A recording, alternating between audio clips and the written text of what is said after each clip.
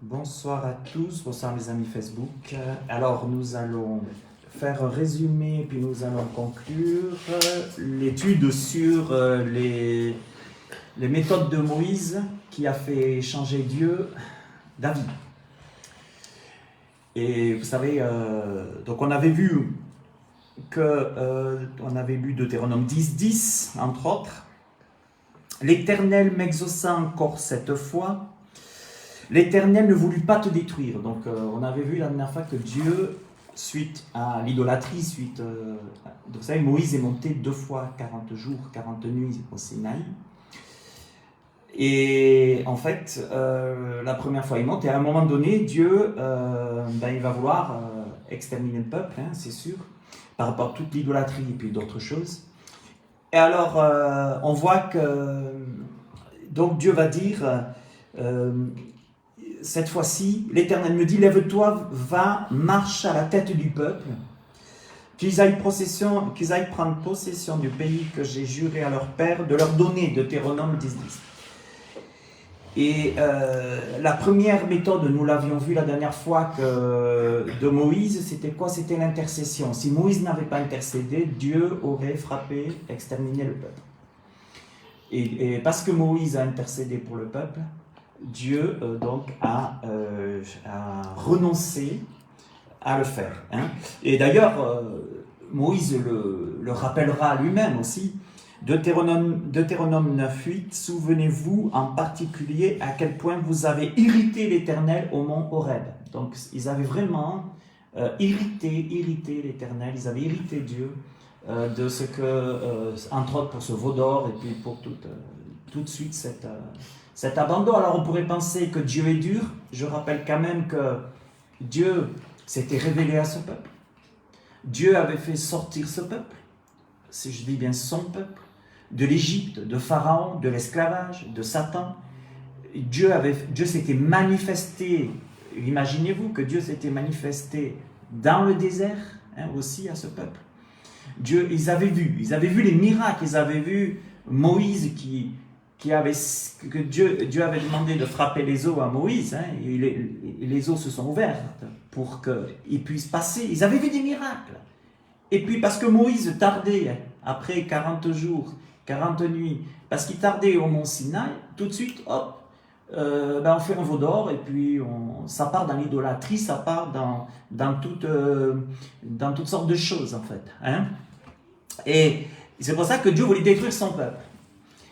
Et Moïse dira, mais vous souvenez-vous en particulier à quel point vous avez irrité l'Éternel au mont Horeb, il s'est emporté contre vous, au point de vouloir vous exterminer. Puis il dira après, moi donc je suis resté sur la montagne 40 jours et 40 nuits comme la première fois, et cette fois-ci encore l'Éternel m'exauça et renonça à vous détruire. Parce que Moïse a prié face à ça, Dieu a renoncé à le détruire le peuple. Mais on parle bien du peuple de Dieu. Je ne parle pas des jugements sur les nations, c'est-à-dire tous ceux qui ne font pas partie du peuple de Dieu, c'est un autre type de jugement. C'est vrai que là aussi Dieu avait changé aussi d'avis pour quelques années sur, entre autres, Ninive. Hein, on se rappelle, Ninive, où Dieu avait demander à Jonas, son prophète, d'aller prévenir que Dieu... là aussi, 40 jours, hein, on retrouve le chiffre 40, le nombre 40, pardon, et on va voir tout à l'heure. On l'avait vu la dernière fois, le nombre 40 dans la Bible, et bien, on va s'y pencher maintenant dessus. Dans la Bible, il est beaucoup question du nombre 40, énormément. C'est un nombre qui est mentionné à plusieurs reprises. La première fois, c'est où? La première fois, on l'a vu la dernière fois, c'est au déluge. La première fois qu'apparaît le nombre 40, c'est au déluge. Où Dieu dira que la pluie fut tombée, la pluie fut sur la terre 40 jours et 40 nuits. Vous voyez comme Moïse au mont Sinaï, 40 jours, 40 nuits. Imaginez la terre, voilà, 40 jours, 40 nuits. Et la dernière fois, c'est quand? Dans la Bible, c'est à la résurrection du Christ. Jésus est mort, il est ressuscité, il est resté 40 jours sur la terre avec ses disciples. D'accord? Et c'est intéressant. Il est dit que pendant 40 jours, il se montra à eux et leur parla en ce qui concerne le royaume de Dieu. Acte 1, 3. Et il est intéressant, on l'avait vu la dernière fois, que Jésus a parlé du récit de Noé, la première fois qu'il est mentionné 40, le nombre 40, qu'il a mentionné Noé, et il a dit, Jésus a parlé donc dans Matthieu 24, il a dit, pour ce qui est du jour et de l'heure de son retour, personne ne le sait, ni les anges des cieux, ni le Fils, mais le Père seul. Ce qui arriva du temps de Noé, donc la première fois où le nombre 40 a été donné, arrivera de même à l'avènement du Fils de l'homme. Hein, il a comparé Noé en signifiant que notre terre, l'état d'esprit de notre terre allait être comme au temps de Noé, Jésus a dit. Ça veut dire les hommes, Jésus a donné quelques enseignements. Les hommes mangeaient, buvaient, c'est pas une histoire de manger, de boire, se marier leurs enfants. Et jusqu'au jour où Noé entra dans l'arche. En fait, ce que Jésus a voulu dire, c'est que la priorité de ces gens, c'était quoi? C'était comme au temps de Noé, il y aura des moqueurs. C'est l'apôtre Paul qui rajoute après. Dans les derniers temps, comme au temps de Noé, il y avait beaucoup de moqueries. On s'est beaucoup moqué de Noé. On ne croyait pas en ses prédictions parce qu'il pleuvait jamais ou très peu. Moqueries. Rigolade, alors on mangeait, les hommes mangeaient, buvaient, se mariaient leurs enfants, ça veut dire qu'il n'y avait pas de place pour Dieu, et bien plus que ça, c'était toutes sortes de débauches sexuelles, toutes sortes de débauches, idolâtrie, perversion, voilà, c'était un temps terrible, et ça va être comme ça, juste avant le retour du Seigneur, et on voit qu'aujourd'hui c'est pareil. Si vous regardez aujourd'hui Netflix, vous regardez la télé, vous regardez partout, on est comme au temps de Noé, vous avez la perversion, vous avez la débauche sexuelle, moquerie de Dieu, et vous avez exactement le même état d'esprit qu'au temps de Noé aujourd'hui. Et c'est pour ça que malheureusement cette terre va être détruite. Cette fois-ci, ça va être, Jésus a dit, le ciel et la terre passeront, mais mes paroles ne passeront point. Donc on sait que cette terre, malheureusement, elle va être détruite, mais gloire à Dieu pour laisser place à une nouvelle terre où la justice habitera, nous serons ensemble avec notre Seigneur. Hein? Et les autres, ils vont être détruits, ils vont être emportés aussi, et ça va être des temps terribles, ces jugements qui viennent. Mais on est comme au temps de Noé, donc c'est pour ça que le message de l'apôtre Pierre à la Pentecôte, c'était quoi? Sortez de cette génération perverse, méchante et adultère. Ça veut dire quoi? Ça veut dire ne participez point à ses œuvres. Ça veut dire qu'il faut faire attention aujourd'hui, parce qu'on peut avoir un pied dans le monde. C'est pas une histoire, dans le monde on y est, c'est pas une histoire de sortir du monde. On est appelé, même Jésus nous a appelés à évangéliser, il nous a appelés à être là et puis de pratiquer sa parole. Mais il faut faire attention parce que nous savons que le temps de Noé est un temps très difficile. C'est un temps aussi où il y a beaucoup d'apostasie, et c'est un temps aussi où l'évangélisation ne répond pas. D'accord? Il n'y a pas de réveil. C'est un temps où l'évangélisation ne répond plus. Il n'y a plus de gens qui répondent à l'évangélisation, qui ne viennent plus. Noé, 8 ont été sauvés sans rentrer dans l'arche. D'accord? 8 personnes seulement. Et on pense environ pour pas mal d'années par rapport à ça. Mais ils avaient tout le temps de se repentir, d'accord? Mais ils ne l'ont pas fait. Donc on est dans ce temps de Noé, les moqueurs, et c'est intéressant parce que la Bible dit, l'apôtre Paul, il dit que l'esprit prophétique dit vraiment, qu'est-ce qu'il dit l'esprit prophétique? Il y aura des moqueurs qui diront, où est la promesse de son avènement? Et c'est exactement le message de Noé et de l'arche, que le Seigneur, il va, repentez-vous, et Noé est invité à la repentance, à rentrer dans l'arche pour le jugement, mais parce que le Seigneur allait se manifester. Hein. Et aujourd'hui, c'est pareil, les gens, ils rigolent.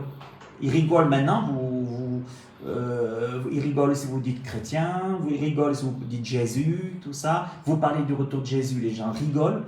Et même des chrétiens qui eux-mêmes rigolent maintenant. Les gens se disent chrétiens, et en fait ce sont des crétins, ils ne sont pas du tout chrétiens, ils sont chrétiens que de nom, mais ils font partie de ces gens au temps de Noé qui rigolent, qui se moquent, qui ne croient pas. Voilà, parce que vous savez, il y a chrétiens et crétins, puis il y a chrétiens de nom, il y a chrétiens de cœur, chrétiens de confession. Seuls ceux qui seront emportés, ceux qui seront avec le Seigneur, ce sont ceux bien sûr qui porteront le nom de chrétien, mais dans le cœur, pas dans le papier. Pas sur le papier ou pas parce que mon papa était protestant ou catholique. Malheureusement, ce n'est pas la porte d'entrée. Voilà, alors nous avions vu que par rapport au nombre 40, sa signification, vous vous rappelez la tentation du Christ, la tentation du Christ, 40 jours et 40 nuits. Jésus a été tenté après son baptême par le diable. D'accord, 40 jours, 40 nuits. On retrouve le nombre 40. 40 jours, 40 nuits pendant lesquels les eaux du déluge furent sur la terre, quand même, 40, imaginez sur la terre, le déluge, les eaux, 40, sur toute la terre, 40 jours et 40 nuits, c'est quand même quelque chose. Les 40 ans lesquels Israël a erré dans le désert, a été condamné à errer dans le désert à cause de son péché, Nombre 14. L'Égypte devait être un lieu de désolation inhabité pendant 40 ans, ça c'est encore autre chose, une autre étude, mais nous savons que les Perses, ce sont les Perses, après l'Égypte, les Perses qui ont ramené les Égyptiens chez eux, sur leur terre. Mais ils ont eu droit aussi. Et celui qui veut bénir Israël sera béni, celui qui veut maudire Israël sera maudit. Dieu a dit, son peuple, Israël. Ils ont voulu chasser Israël, ils ont voulu détruire Israël. Et quand Dieu a demandé à Israël, laisse partir le peuple, Moïse avait dit plusieurs fois à Pharaon, laisse partir le peuple. Et chaque fois, il a refusé. Alors, Israël est parti. Bon, ils ont erré 40 ans. Ils auraient pu faire plus vite, mais à cause du péché, comme on l'a vu. Mais l'Égypte a eu droit aussi à sa sentence. Donc, puisque ce sont les Perses qui ont ramené les Égyptiens sur leur terre. Et en effet, pareil, pendant tout ce temps, pendant 40 ans, l'Égypte a été déportée par Dieu aussi. Donc, elle s'est dispersée. Alors voilà, maintenant, aujourd'hui. Alors, la première méthode de Moïse, on vient de la voir. Vous vous rappelez, c'est l'intercession. Ça veut dire Dieu veut frapper le peuple, il voit le péché, Moïse intercède, Dieu change d'avis. Deuxièmement, la deuxième méthode de Moïse, et ça c'est vraiment une opération de Dieu en lui, Moïse voyait le péché comme Dieu le voit. Ça veut dire que Moïse avait une révélation de voir le péché comme Dieu voit le péché. Et il n'y a pas que Moïse qui a cette révélation. Vous savez, quand l'Esprit de Dieu habite en nous, la Bible dit, l'apôtre Paul dit que nous sommes le temple du Saint-Esprit, et quand l'Esprit de Dieu habite en nous, nous allons voir les choses comme Dieu les voit. Depuis, à quoi vous allez reconnaître que vous êtes devenu chrétien et pas crétin? À quoi vous allez reconnaître que vous avez l'Esprit de Dieu en vous, que vous êtes né de nouveau? C'est que vous allez voir les choses comme Dieu les voit. Je vous donne un exemple. Les votations anti-bibliques aujourd'hui, du temps de Noé, pareil, anti-Christ, anti-biblique, les votations. On parlait de Netflix aujourd'hui, où bientôt il n'y aura plus un film sans avoir 2 hommes ou 2 garçons ou 2 femmes qui sont en train de s'embrasser. Bon, il y a 2 façons de voir ces choses. De voir comme le monde le voit, c'est très bien, et puis mettons bien nos enfants pour qu'ils le voient bien, c'est la première chose. Deuxièmement, c'est de voir comme ça, comme Dieu le voit. Alors attention, Dieu aime les homosexuels, aucun souci. Moi j'aime les homosexuels, j'ai aucun souci. D'accord? Dieu les aime. Mais Dieu a en horreur l'homosexualité, et d'ailleurs il est écrit, la Bible dit Apocalypse, que les homosexuels n'hériteront pas le royaume de Dieu. C'est pas moi, c'est Apocalypse 21, ça. Enfin, vous regarderez. Mais il y a 2 façons de voir. Donc, les homosexuels, par exemple, si on parle de ça, des votations, puis de Netflix, comment je vais voir la chose à Netflix? Je vais la voir aujourd'hui. Ça ne peut pas être aujourd'hui. Ça ne sert à rien de s'enfermer aux toilettes toute la journée et toute la nuit. Je vais voir 2 femmes et 2 hommes s'embrasser partout. Ça va devenir comme au temps de Noé. Ça va devenir de plus en plus. Voilà. Puis même, on va dire aux gamins que c'est presque pas normal si à un moment donné il n'a pas fait une expérience avec un garçon, une fille, il n'y en a pas pour longtemps, ça doit même peut-être se faire. Voilà, c'est la perversion comme au temps de Noé. Perversion sexuelle, perversion de tout point. Alors, de voir comme Dieu le voit, c'est quoi? Ça veut dire que ça, je peux pas faire, voilà. Je le vois de mes yeux, je le vois de mes yeux. Je ne vais pas rentrer dans un bus et puis fermer les yeux, me casser la gueule ou passer sous la roue du bus. Je vais le voir, mais je vais le voir comme Dieu le voit. Ça veut dire quelqu'un a aimé, quelqu'un a sauvé, mais je ne vais pas accepter, comme Dieu, je ne vais pas l'accepter. C'est-à-dire que moi, je ne vais pas aller mettre une votation à l'encontre de Dieu. C'est pour ça que je dis toujours, il y en a qui me disent, ouais, mais toi, t'es raciste. Non, pas du tout. Moi, j'aime tout le monde. J'aime tous les peuples. Dieu aime tous les peuples, j'ai pas de souci. Mais je ne peux pas accepter des choses que Dieu n'accepte pas. Et c'est important de voir les choses comme Dieu les voit. Et Moïse avait cette capacité, comme nous l'avons, si le Seigneur demeure en nous, c'est de voir les choses comme Dieu les voit. C'est pour ça qu'il faut être vrai avec les gens. Il faut leur dire la vérité aux gens. Et malheur aux églises protestantes et autres qui disent aujourd'hui, c'est pas grave, c'est normal. Ils ne le voient plus comme Dieu le voit. Et c'est grave. Même que des pasteurs marient des homosexuels, c'est grave. C'est une abomination aux yeux de Dieu. Vous voyez ce que je veux dire? Mais ce n'est pas une histoire... Moi, ce que j'aime bien, c'est que Noé construisait son arche, et pendant tout le temps qu'il construisait l'arche, il voyait les choses comme Dieu les voit. Et c'est ça qui lui a permis de tenir ferme par rapport tous les jours aux moqueries. Si vous voulez avancer dans la vie chrétienne, moi je vous le dis, ne sortez pas du monde. Mais voyez les choses comme Dieu les voit. Voyez, quand quelqu'un a un problème de dépendance. Cette semaine, j'avais quelqu'un à la maison qui a un problème de dépendance. Je lui disais, mais si c'est ton ami, tu t'en sortiras jamais. Si c'est ton ennemi, tu t'en sortiras. Vois les choses comme Dieu les voit. Parce que le produit n'est pas ton ami. Le produit, c'est ton ennemi. Déjà, chacun est esclave de ce qui triomphe de lui. Et en plus, c'est là pour te détruire. Donc, il faut partir en guerre. C'est une guerre contre un ennemi. L'ennemi, vous l'avez à la maison, vous l'avez dans les placards, vous les avez dans l'armoire si c'est l'alcool. Hein? C'est un ennemi, c'est pas un ami. C'est un ennemi qui cherche... Donc, qu'est-ce qu'on fait par rapport à un ennemi? Il faut faire la guerre. Il faut lui déclarer la guerre. Pour dire, hey, c'est plus toi qui me contrôle maintenant, mais c'est moi qui vais maintenant te dire, dégage de chez moi. C'est ça la guerre. Et Moïse avait cette capacité de Dieu que nous avons aussi. Et d'ailleurs, j'aime beaucoup parce que la Bible dit, l'apôtre Paul, or la capacité vient de Dieu. Alors, moi je vais vous donner ce soir un tuyau. Vivez tous les jours en regardant les choses comme Dieu les voit. Et vous allez voir que vous allez avoir le regard de Dieu sur les choses. Alors, et contrairement à ce qu'on croit, ce n'est pas un regard de haine, c'est un regard d'amour. C'est un regard d'amour, mais par contre, c'est comme dans l'éducation d'un gamin. Parce que vous aimez votre enfant, vous allez l'éduquer selon votre foi chrétienne, votre foi, à la parole de Dieu. Mais vous allez dire au gamin, tu vois, ça, ben, moi, je vais te dire comment Dieu le voit. Ah, maman, papa, regarde, j'ai allumé, parce que Netflix ou d'autres, hein, regarde papa, maman, ah dis donc maintenant, oh, ben même à l'école, à la récréation, je vois 2 professeurs qui s'embrassent ou des choses comme ça. Alors je vais te dire comment Dieu voit les choses. Tu dois les aimer, ces gens. Parce que c'est des gens qui ont des problèmes identitaires comme toi et moi. Si tu dois les aimer. Mais ce sont des personnes à sauver, à amener au Seigneur, à prier pour eux, à intercéder. Et tu dois les aimer. Mais si tu dois le voir comme Dieu le voit par contre, en te disant que l'homosexualité, c'est une abomination aux yeux de Dieu. Et que c'est pas bon pour toi. Et que ça sera jamais bon pour toi. Vous voyez, c'est ça, vivre chaque jour sous le regard de Dieu.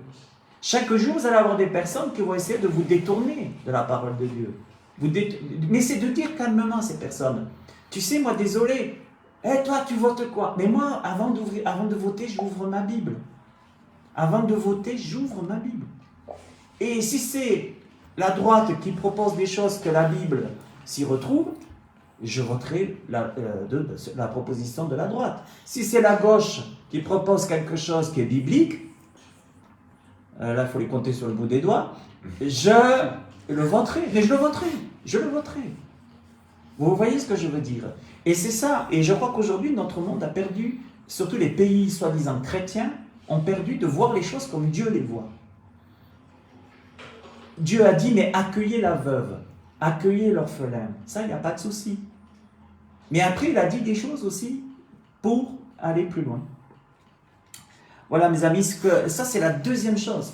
L'intercession. De toute façon, comment vous allez arriver à intercéder, à prier pour les gens si vous ne voyez pas les choses comme Dieu les voit? Ne dites pas si vous avez un ami qui vit un enfer, même ou qui est en enfer déjà, n'allez pas lui dire qu'il est au paradis, ça ne sert à rien. C'est vrai que c'est dur. Jésus, il a dit, à cause de moi, on va vous persécuter, on va vous haïr. N'allez pas dire à quelqu'un qui est pris dans un lien de dépendance, c'est pas grave. C'est ton ami. Vous mentez. Vous ne faites pas du bien à cette personne. Dites, ayez le regard de Dieu sur les choses. C'est grave. C'est grave. Parce que demain, tu peux aller chez le médecin et il va t'annoncer une mauvaise nouvelle très grave. C'est ton ennemi qui va te tuer, qui veut te tuer. Et derrière, ne vous inquiétez pas, Satan, vous pouvez lui faire bien plaisir. Plus vous allez raccourcir la durée de votre vie, mieux ça va lui plaire. Plus ça va lui plaire.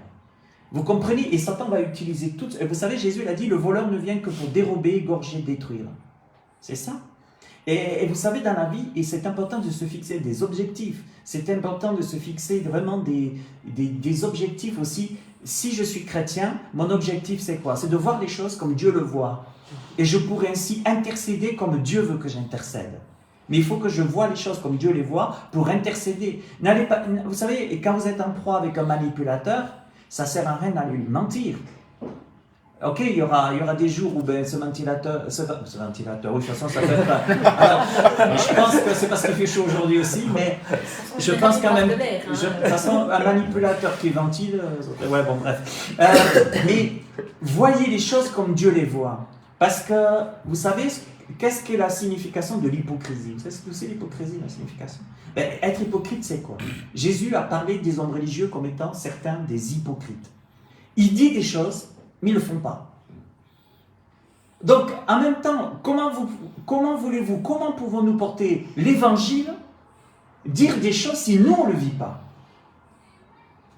Les gens vont dire, ouais, ton Jésus, d'accord. Mais voyez ce que je veux dire? Il faut voir les choses et les porter comme Dieu le fait. C'est pour ça que la Croix Bleue, au départ, il y avait des problèmes d'alcool. Le pasteur Lucien Rochard dit, on ne va pas boire nous-mêmes. Alors, ceux qui vont travailler, pas les autres. Ceux qui veulent vraiment s'investir dans la Croix Bleue, ça veut dire ceux qui veulent aller... Au départ, c'était une église.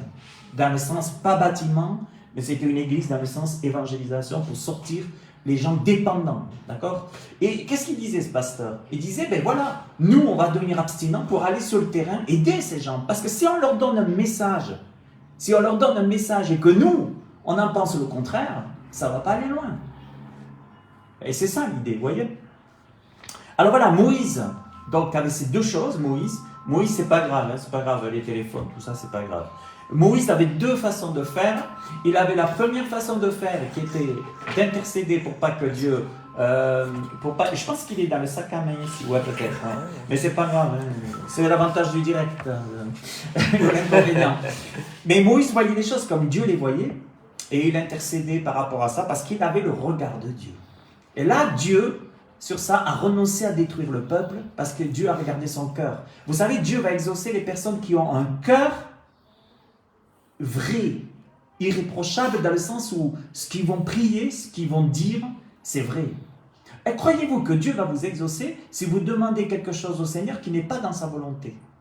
Il ne va pas vous exaucer. Croyez-vous que le Seigneur va vous exaucer si vous demandez à des gens, si vous demandez des choses et que vous ne les vivez pas quelque part? Moïse a 2 fois 40 jours, 40 nuits. Pourquoi? Parce qu'il devait intercéder, sinon Dieu voulait détruire le peuple. Et Moïse voyait le péché comme Dieu le voit. C'est ça. Et puis, je voudrais terminer par la foi récompensée. La foi récompensée. Regardez bien ce qu'il est écrit. Hébreux 11:7. Par la foi, je dis bien par la foi, Noé, divinement averti de ce qui ne se voyait pas encore, dont Noé avait été divinement averti de ce qu'il ne voyait pas encore, c'est-à-dire la construction, l'arche, que Dieu allait faire pleuvoir, craignit et construisit une arche pour la sauvegarde de sa famille. Par cette arche, il condamna le monde et devint héritier de la justice qui est selon la foi. Hébreux 11:7. Alors, qu'est-ce que nous voyons ici? Noé, imaginez quand même, les théologiens sont assez... Ils ont du mal, c'est pas écrit dans la Bible. Il y en a qui parlent de 120 ans, pardon, excusez-moi, 120 ans.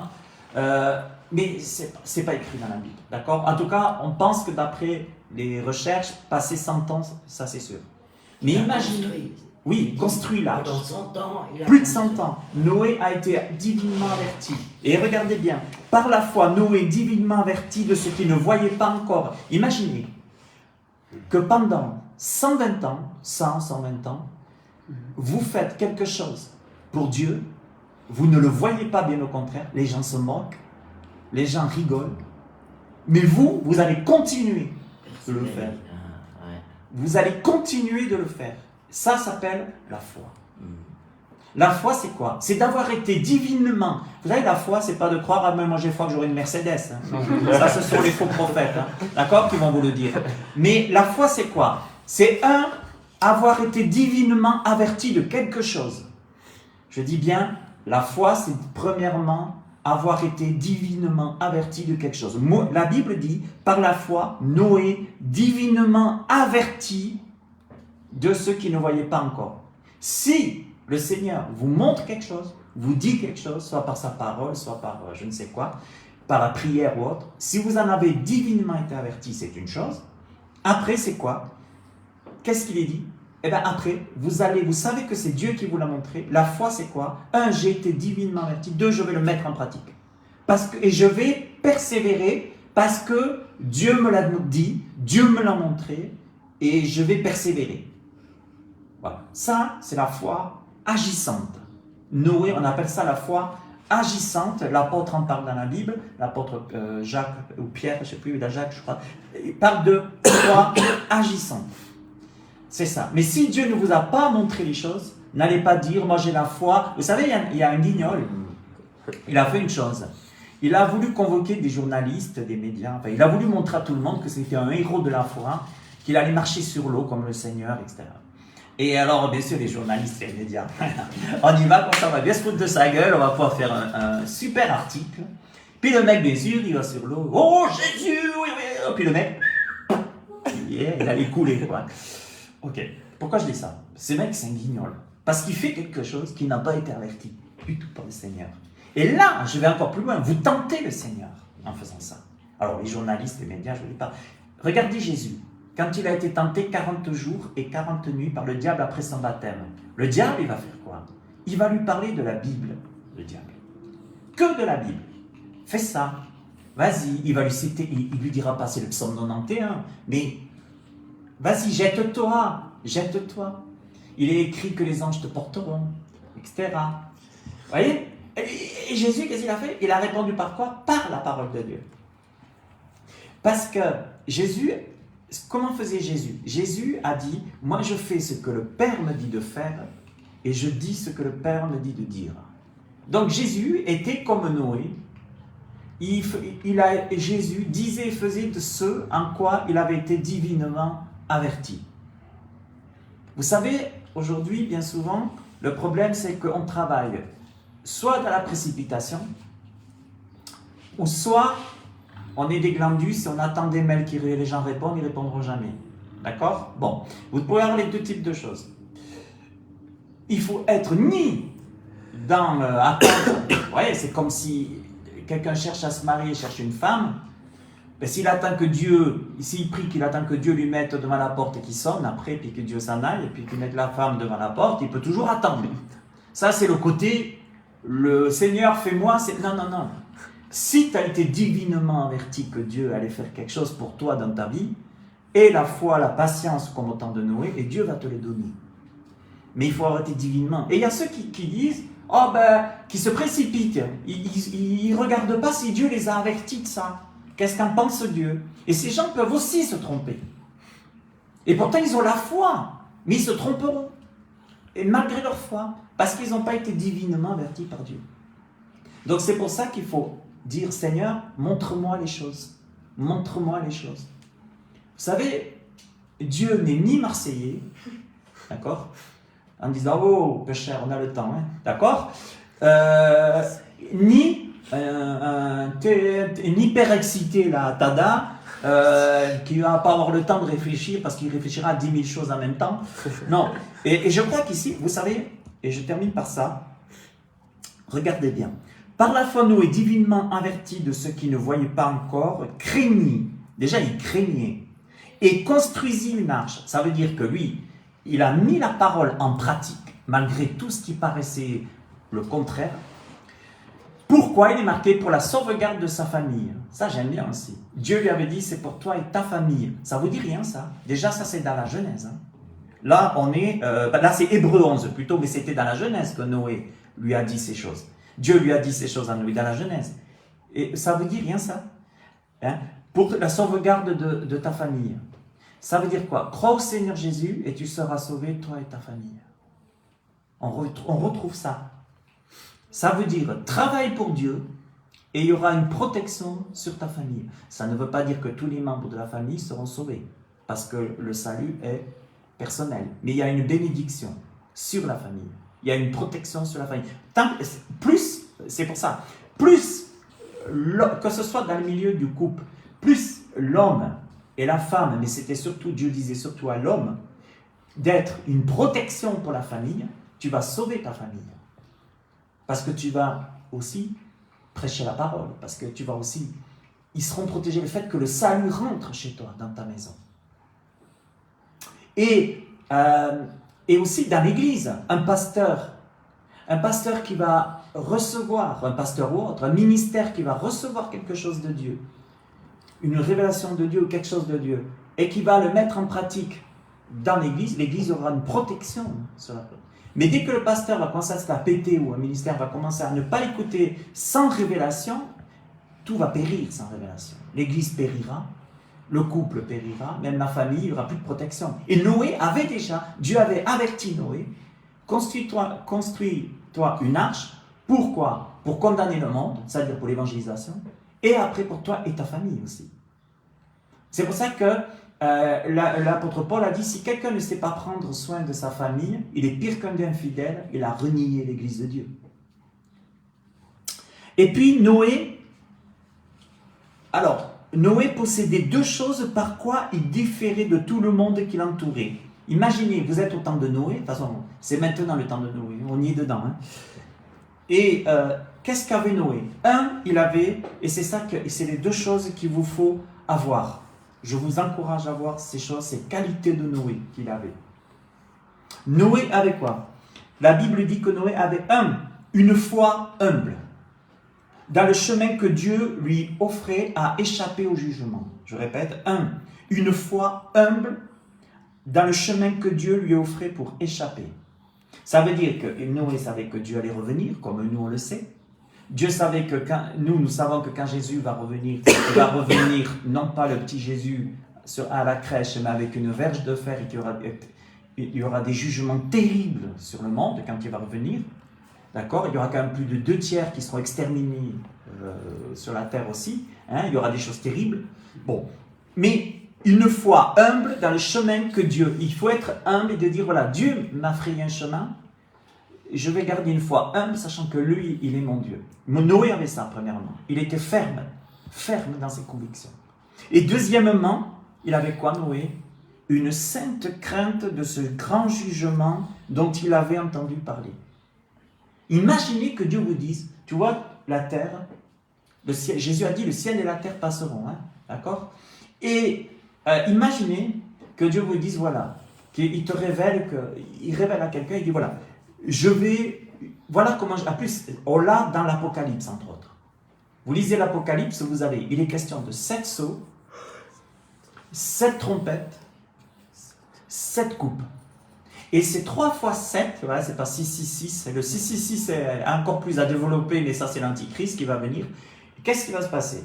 Il va se passer, la Bible dit, nous connaissons déjà une partie des 7 sceaux, 7 trompettes, 7 coupes.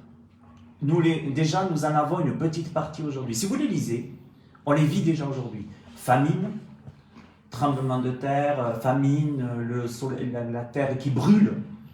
Parce qu'aujourd'hui, bien sûr, qui est le coupable? Ah, mais c'est le réchauffement climatique. C'est pas le péché, hein? Non. C'est pas le péché qui est coupable. C'est pas l'homme qui est coupable parce qu'il pêche. Non. L'homme est coupable, pourquoi? Parce qu'il fait trop de feux de cheminée. L'homme est coupable parce qu'il va trop faire travailler la terre. D'accord? C'est ce qu'on va vous dire. Oui, c'est vrai, quelque part. C'est pas tout faux. Mais les 7 sceaux, 7 trompettes, 7 coupes, nous les vivons déjà en partie, vous les lirez. Jésus les a dit aussi. Dans Matthieu 24, Jésus en a parlé de certains. On le vit pourquoi? À cause du péché et à cause de ce qu'on va vers de plus en plus. Il faut que les cieux et la terre passent. Hein? Donc on va de plus dans la dégradation. D'accord?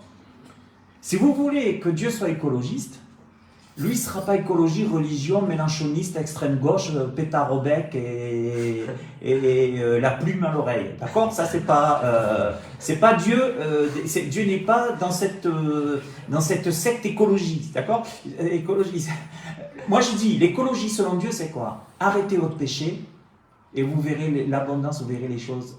D'accord? Parce qu'aujourd'hui, c'est quoi le problème? Je vais vous dire, personne ne s'attaquera à ça. L'amour de l'argent, c'est la racine de tous les maux. C'est ça, en fait. Mais l'argent, pour ça, il n'y a pas de cœur, il n'y a pas d'amour, je t'écrase, même entre frères et sœurs, ça s'écrase, ça se vole, ça se ment. L'amour de l'argent, c'est la racine de tous les maux, c'est Jésus qui l'a dit. Et c'est l'amour de l'argent qui va tout détruire. Le péché de l'homme, l'avarice, etc. Toutes ces choses. Voilà. Et c'est ça.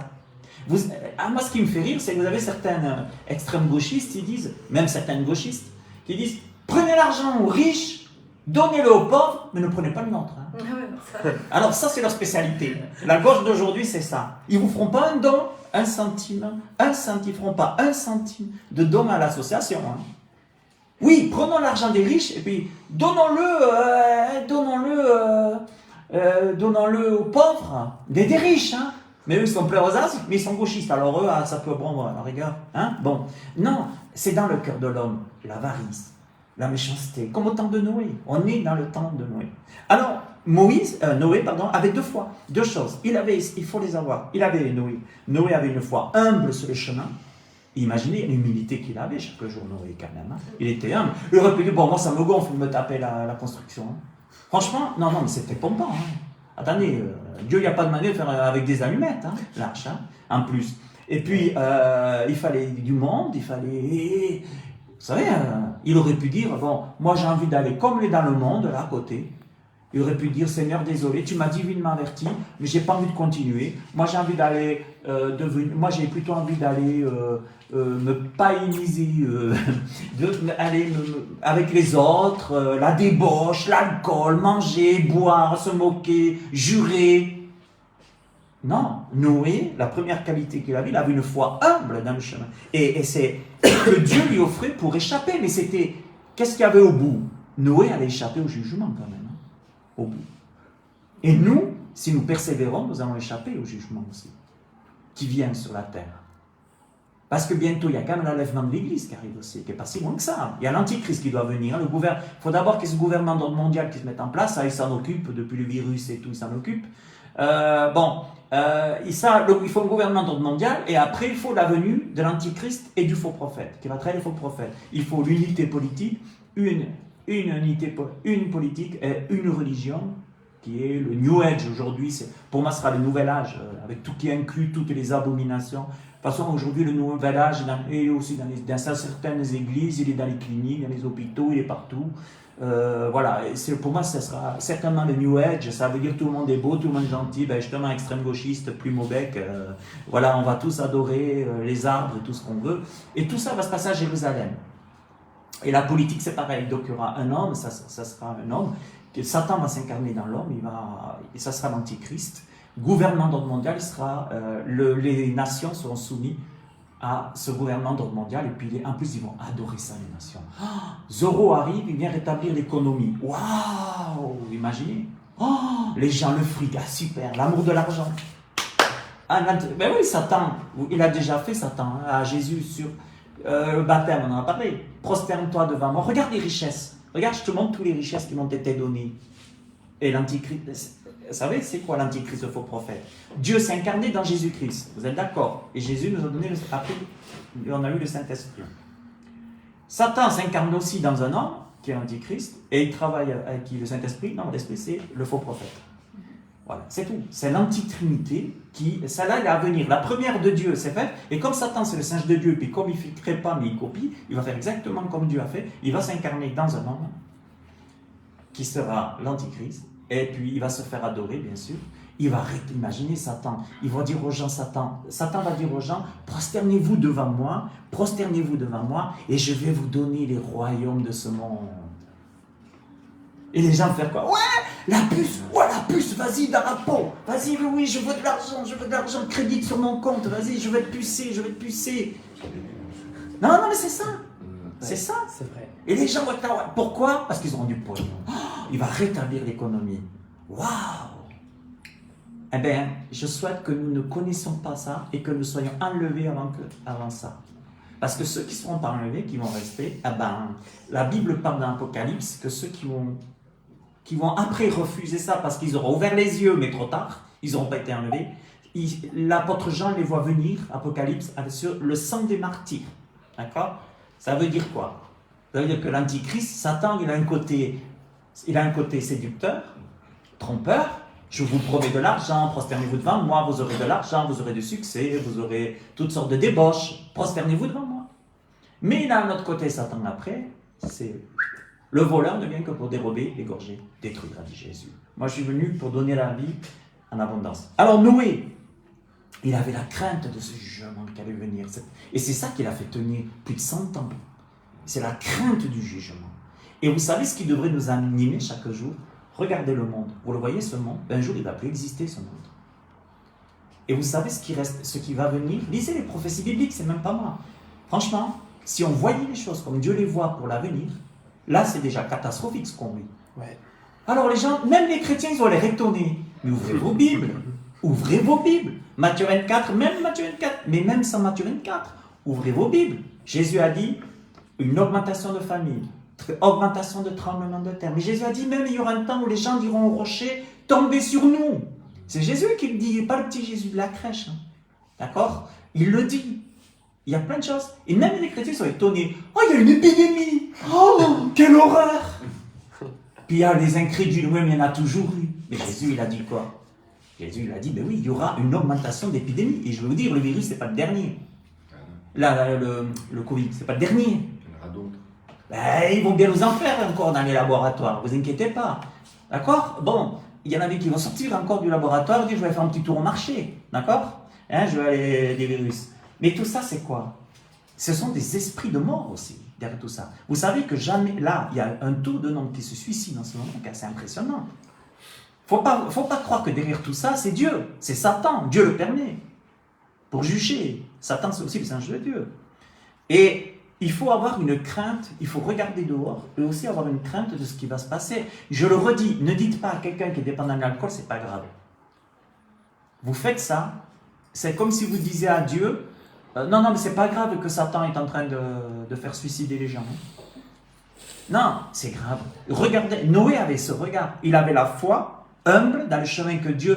Il avait la révélation, il a eu la révélation, il a eu foi, il a travaillé à ça, et il savait que Dieu allait juger le monde. Il le savait, et c'est pour ça qu'il s'est gardé pur. Parce qu'il savait que Dieu allait juger le monde. Et si nous croyons que Dieu va juger le monde, et nous le savons, que Dieu même juge le monde, d'accord? Ben, qu'est-ce que nous devons faire? Soit comme Noé, on bosse, et on a la foi, puis on fait attention.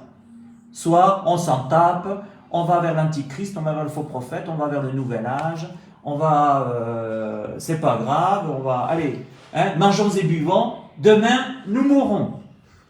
Ben écoutez, ben, on est libre, hein. Soit c'est on se fait zigouiller plus tard, ou soit on s'accroche comme Noé et on échappe au jugement. Qui aura lieu surtout après l'enlèvement de l'Église, croyez-moi, ça va taper encore plus fort. Hein. Même si c'est la séduction, le bonheur sur la terre, mais vous inquiétez pas, vous savez, ça sera le bonheur sur la terre, 3 ans et demi sur les 7 ans du prophète Daniel, 3 ans et demi.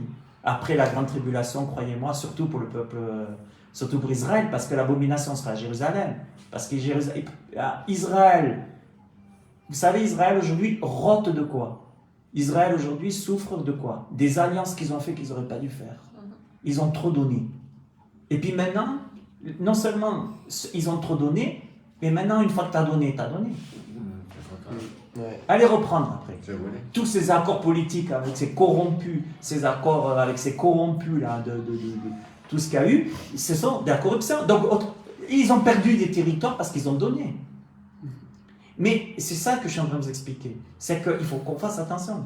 Parce qu'une fois que ces choses, Israël, ben, ils ont donné, et Israël, et pourquoi ça va être à Jérusalem?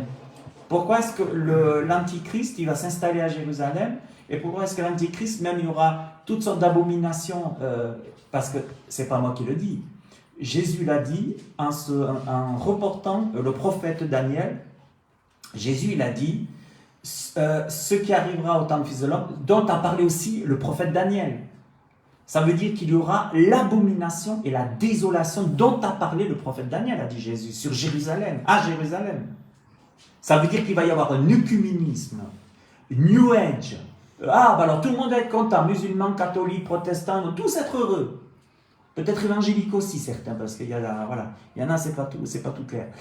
Et vous vous rendez compte? Alors que Dieu, qu'est-ce qu'a dit Jésus? Ça va être ça pendant 3 ans et demi. Et Israël va faire alliance avec ça. C'est Israël qui va faire alliance. Donc vous voyez, moi quand on me dit Israël doit céder, mais je dis, c'est parce qu'il cède, céder, le verbe céder, qui vivent des malheurs. Dieu n'avait dit, tu ne céderas rien, c'est une terre que je t'ai donnée pour toi Israël, mon peuple. Donc, si tu cèdes de ta vie, si tu cèdes des terrains, c'est plus à toi. Et puis après, tu crois qu'ils vont faire quoi les autres? Surtout les gugus à côté, on les connaît. Hein. Ils vont vouloir encore plus. Ils vont vouloir encore plus jusqu'au jour où ils vont dire quoi? Nous on veut Jérusalem pour capitale, on veut foutre les Juifs dehors. Oui, vous croyez quoi? Le voleur, il vient pour dérober, égorger, détruire. Et puis, donc plus vous allez céder du territoire, plus vous allez perdre. Et c'est pour ça qu'à un moment donné, Israël va faire la pire bourde de sa vie. Et après les 3 ans et demi d'alliance, ils vont ouvrir les yeux, mais ça va être la grande tribulation pour eux. Dieu va devoir réouvrir, refendre les rochers pour les refaire sortir. Hein. Tellement pour la grande tribulation. D'accord? Et c'est pour ça qu'il faut comprendre. Avec l'ennemi, on ne partage pas avec l'ennemi. Avec l'ennemi qui veut nous détruire, on ne partage pas. Et c'est ça que tous ces accords politiques travaillent vraiment. Il faut savoir une chose, c'est que je termine par ça. Tous les accords politiques veulent qu'une chose, c'est créer ce gouvernement d'ordre mondial, l'alliance d'Israël, l'alliance dans le monde, gouvernement d'ordre mondial. Et la Bible dit, il y aura un gouvernement d'ordre mondial. Ouais. Avec l'antichrist politique et la bête de prophète. Et ça sera à Jérusalem parce qu'Israël, pierre pesante, Jésus a dit, c'est pas nous. Je ferai de Jérusalem une pierre pesante pour tous les peuples d'alentour. Alors ça, c'est déjà plus que un, mais il cède. Et après, tu veux récupérer, ah non, l'ennemi dit, tu m'as donné, hein, donner c'est donner, reprendre c'est voler, hein, mon coco. D'accord? Mais quand tu veux être, et c'est pour ça que quand l'apôtre dit, si tu veux être ami du monde, de l'esprit de ce monde, tu deviens ami de Dieu. Pourquoi il dit ça l'apôtre? Parce que quand Dieu vous donne quelque chose, c'est à vous. C'est pas l'histoire que tu peux pas faire bénéficier Israël. Vous savez, il y a beaucoup de Palestiniens qui viennent travailler chez eux, ils sont heureux. Il y a des chrétiens palestiniens, les pauvres, ils sont persécutés, ils sont tués parce qu'ils sont appelés les traîtres des Juifs, les sales chiens des Juifs, ils sont appelés des chrétiens palestiniens, hein, persécutés. Voilà, donc, mais il faut arriver à que ton oui soit oui, que ton non soit non. Voilà, mes amis. Alors, réjouissons-nous quand même, mais soyons comme Noé. Ayons la foi après la révélation, travaillons, persévérons, et quand même, attendons-nous au jugement. Ça, c'est important. Il va y en avoir plus. Soyons pas tout de suite. Oh, il y a une épidémie. Oh là là, il y a des récoltes qui sont détruites. Oh, il y a des famines. Oh là là. Oh là là. Mais qu'est-ce qui se passe? Alors Dieu n'existe peut-être pas. Je vais peut-être perdre ma foi. Mais Dieu te l'a dit. Ouvre ta Bible. Hein? Ah, je sais pas, mon pasteur, il fait parler d'amour et de dîmes. Ah bah oui, je comprends, si ton pasteur fait parler de cul et de dîmes, c'est clair qu'on va pas y arriver. D'accord? Hein? Bon, mais maintenant, ce qu'il faut, c'est être prophétique. Il faut, Noé était prophétique. Noé, il construisait, il a reçu une révélation, il construisait, et il condamnait le monde parce qu'il construisait, et après ça, qu'est-ce qui se passait? Ben, il avait peur, il attendait, ça s'est passé. Et nous, il nous faut des Noé et des Moïse. Des Moïse aussi qui vont monter 2 fois 40 jours, Moïse, pour intercéder pour le peuple de Dieu, parce que c'est grave ce qui se passe maintenant. Il y a beaucoup d'apostasie, beaucoup abandonnent la foi. C'est pas moi une fois de plus, c'est l'apôtre Paul qui dit dans les derniers temps, plusieurs abandonneront la foi pour s'attacher à des doctrines de démons. Vous savez, dans la Bible, le verbe attacher, en hébreu, c'est echad. Ça veut dire une seule chair, se prostituer, ça veut dire. C'est le mariage en fait. Tu t'attaches, tu es une seule. Dans les derniers temps, dit l'apôtre Paul, les gens ne supporteront plus la saine doctrine, hein, mais il dit quoi? Que les gens vont abandonner la foi pour se prostituer à des doctrines de démons. Prostituer. Et c'était exactement ce qu'a fait le peuple d'Israël pendant que Moïse, les premiers 40 jours, 40 nuits, Dieu lui a dit, descends, je vais les exterminer. je vais les exterminer. Et que Moïse a dû remonter pour intercéder aussi. Que Dieu vous bénisse, que Dieu vous bénisse tous mes amis. Alors si vous voulez voir plus de méditation, si vous voulez aussi, inscrivez-vous, allez sur mon site pasteuraligne.fr pour les futurs cultes en ligne.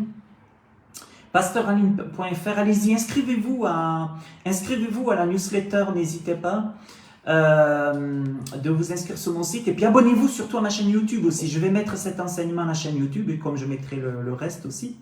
Mais voilà, restons dans la parole historique, parole vivante, parole prophétique, et gardons les yeux fixés comme Noé sur Jésus. À bientôt mes amis, que Dieu vous bénisse.